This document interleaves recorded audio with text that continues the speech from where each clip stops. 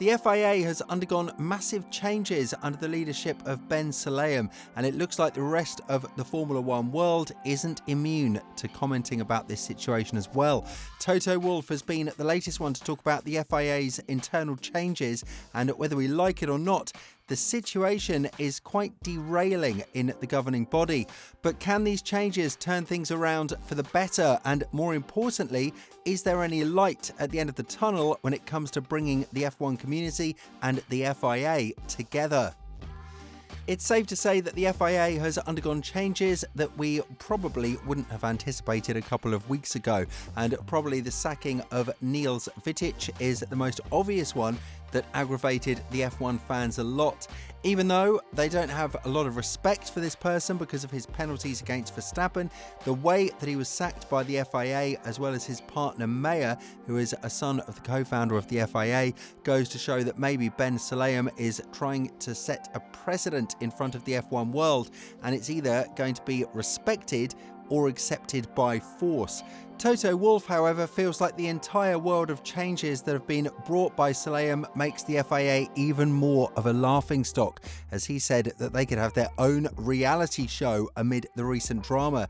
When talking about it to a greater extent, Wolff said, generally, if you look at it in a positive way, it could have its own reality show with what is happening at the moment. I think all of our stakeholders need to bear in mind that we need to protect this holy grail of sport that it is, and do it with responsibility, accountability and transparency, and it doesn't come across like that.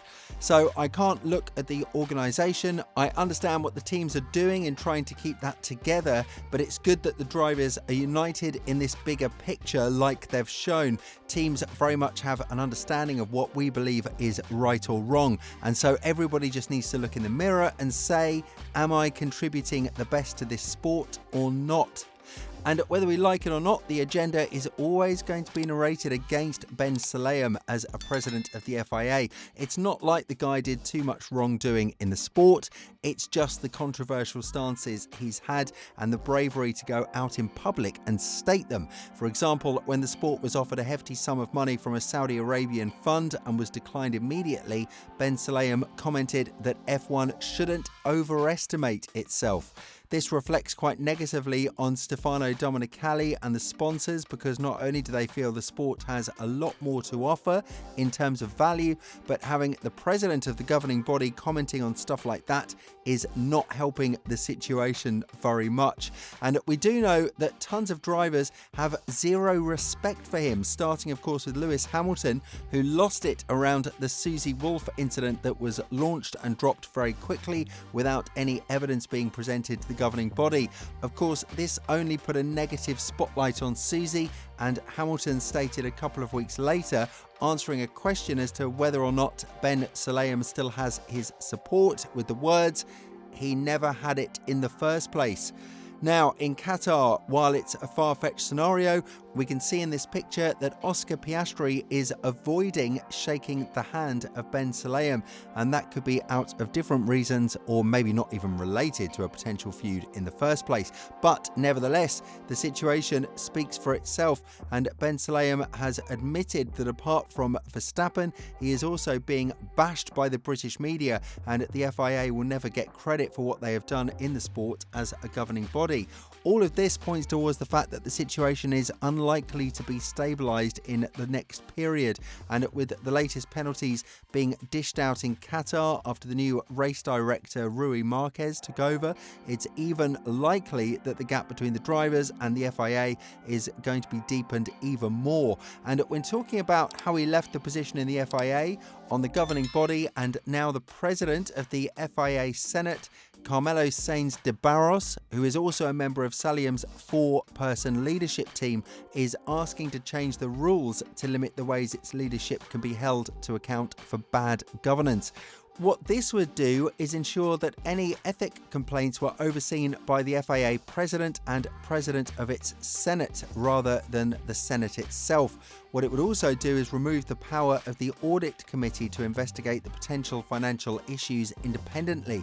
All of these questions come about the finances of Ben Sulayem's private office, the establishment of a $1.5 million President's Fund to pay member clubs that vote for the FIA president.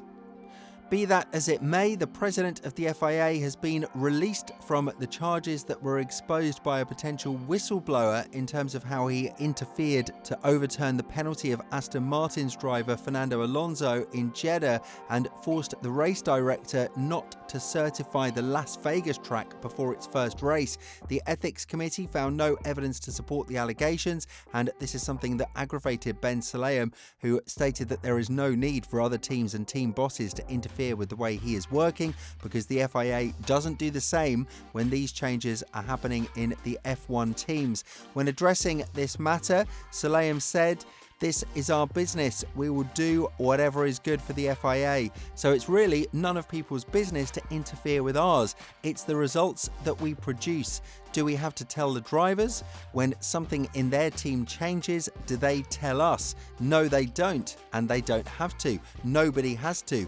We have the rules, we follow our rules, and we don't follow someone else's rule. It's as simple as this."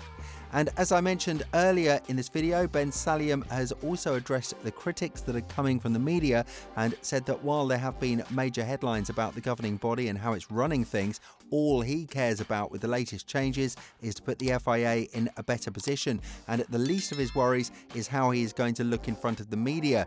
Furthermore, he said, "I mean, with the media, with all respect, why do I have to answer everything? I have a responsibility towards my members and towards the sport.